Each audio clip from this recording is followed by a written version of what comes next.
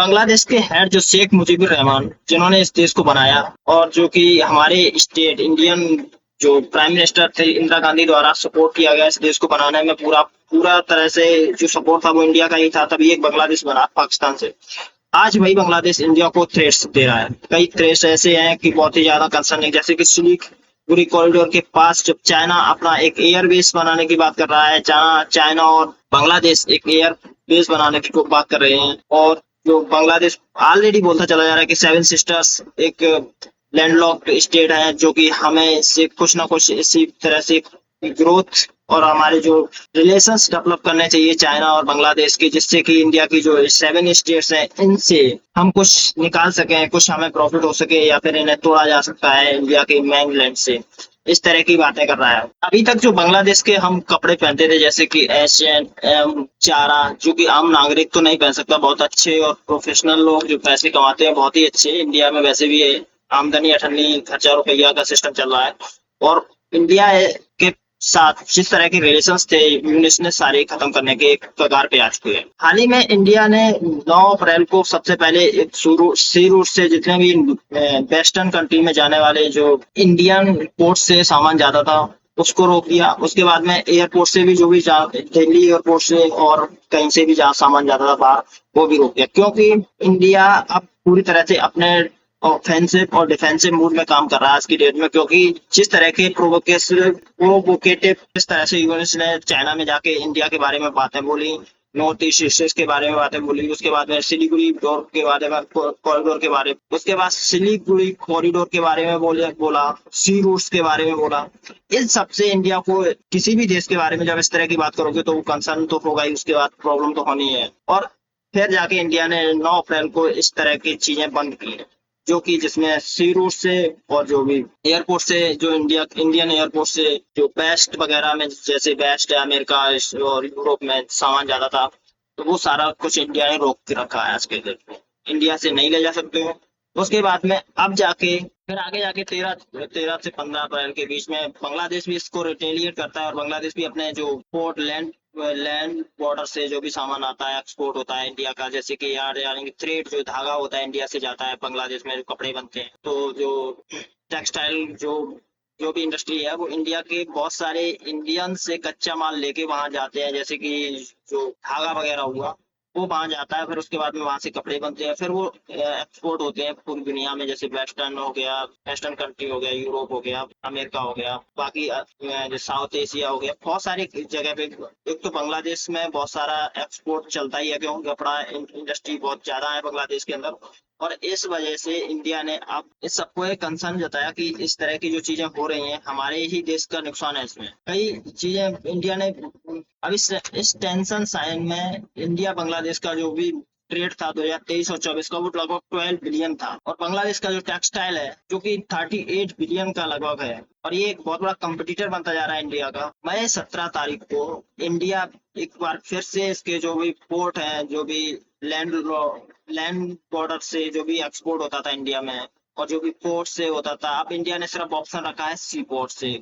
वो भी इंडिया ने इस लिमिट को रखा है क्योंकि बिल्कुल रिलेशन खत्म नहीं किए। सी पोर्ट से अभी भी बांग्लादेश इंडिया में अपना सामान भेज सकता है, बट वो भी 2 सी पोर्ट्स दिए गए हैं, वो उन्हीं 2 से भेज सकता है, मुंबई से और एक और इनावा से, वह पता नहीं कौन सा है, कोई मुझे इतना, एक और है कोई, तो उससे भेज सकता है। 17 मई को इंडिया ने एकदम स्वैपिंग एक्सपोर्ट पे बैन लगाया है, जैसे कि फ्रूट्स हो गया, ड्रिंकिंग कॉटन, कोई ड्रिंक्स हो गई, फ्रूट्स हो गए, फूड हो गया, इस तरह के जो प्लास्टिक गुड्स हो गए, इस चीजों पे रोक लगा दी है इंडिया ने पूरी तरह से। ये सिर्फ सी पोर्ट से ही आ सकते हैं, लैंड पोर्ट से नहीं आ सकते। अभी हाल ही में इंडिया ने एक और 20 मई को एक कंसर्न जताया कि जो भी बांग्लादेशी इंडिया के अंदर हैं, जो यहाँ पे रह रहे हैं, इलीगली आए हुए हैं, उन्हें अपना प्रूफ देना पड़ेगा कि वो बांग्लादेशी हैं या इंडियंस हैं। वो पहले तो बताते नहीं है कि मैं कहाँ से रहने वाला हूँ, अपनी आइडेंटिटी छुपाते हैं, वो बताते नहीं है।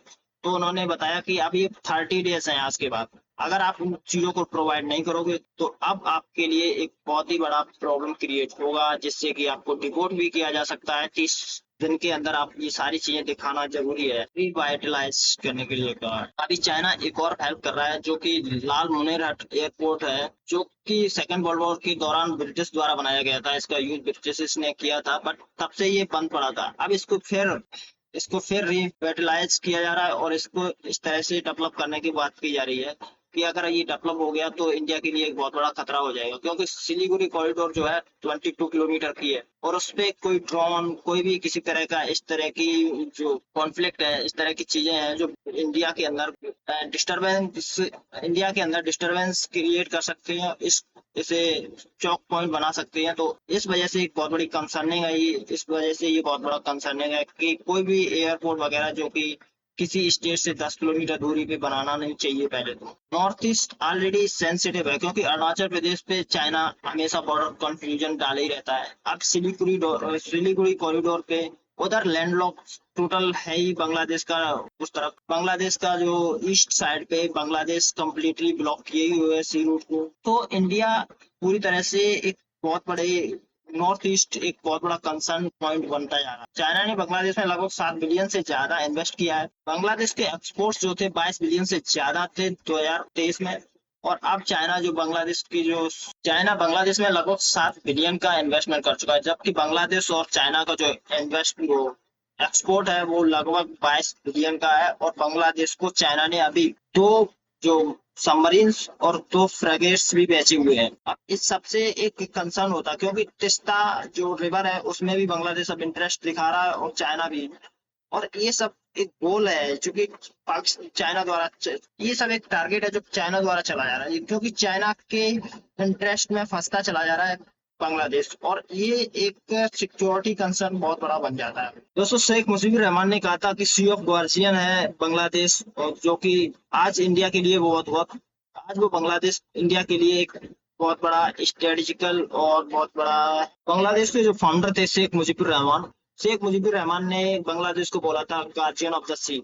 आज वही guardian of the sea India के लिए एक बहुत बड़ी प्रॉब्लम बनता जा रहा है। देखिए, बांग्लादेश जितना भी गारमेंट्स और कॉटन जैसी चीजों को बहुत ज्यादा एक्सपोर्ट कर रहा है, अपने यहाँ बने हुए जो भी ब्रांडेड कपड़े हैं, जो भी ब्रांडेड जो गारमेंट्स है, वो बहुत ज्यादा दुनिया के अंदर इनकी मांग है, क्योंकि इंडिया ने इस तरह की कोई भी मतलब बहुत ज्यादा बड़ी ब्रांड को तो प्रोड्यूस नहीं किया दिन तक नहीं।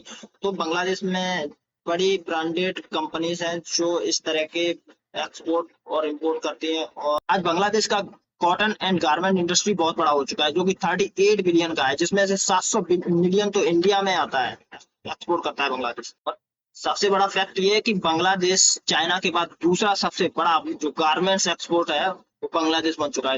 वैसे तो बांग्लादेश इंडिया का कोई कंपेरिजन नहीं है, बांग्लादेश छोटी सी कंट्री है बांग्लादेश, बट इंडिया के पास भी बहुत बड़ा अपॉर्चुनिटी है। इंडिया भी आज अपनी एक इंडस्ट्री को बहुत बड़ा बना सकता है, लेकिन जो भी है, बट बांग्लादेश के साथ किसी तरह का कॉन्फ्लिक्ट है तो अभी हम ना तो जीडीपी में नाप सकते हैं ना भी एरिया वाइज, क्योंकि बांग्लादेश एक स्टेट के बराबर है। तो India is not concerning about that, but problem ये है कि जिस तरह की बांग्लादेश हरकतें कर रहा है वो बहुत ही बड़ी एक अजीब हो जाती है कि यार क्या ही है। 4000 अच्छा, बांग्लादेश और इंडिया का जो बॉर्डर है वो लगभग 4096 किलोमीटर का बॉर्डर शेयर करता है इंडिया।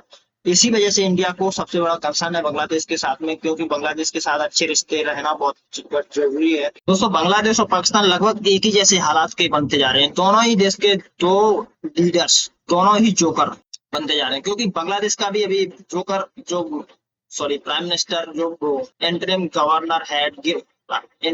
गवर्नमेंट हेड जो कि फ्रांस के प्रेसिडेंट से मिलना चाहता हूँ, और बाद में जब प्रेसिडेंट से वहां के प्रेसिडेंट से बोला कि किस लिए मिलना है, उसका रीजन दो, ऐसे मेरे पास टाइम नहीं है।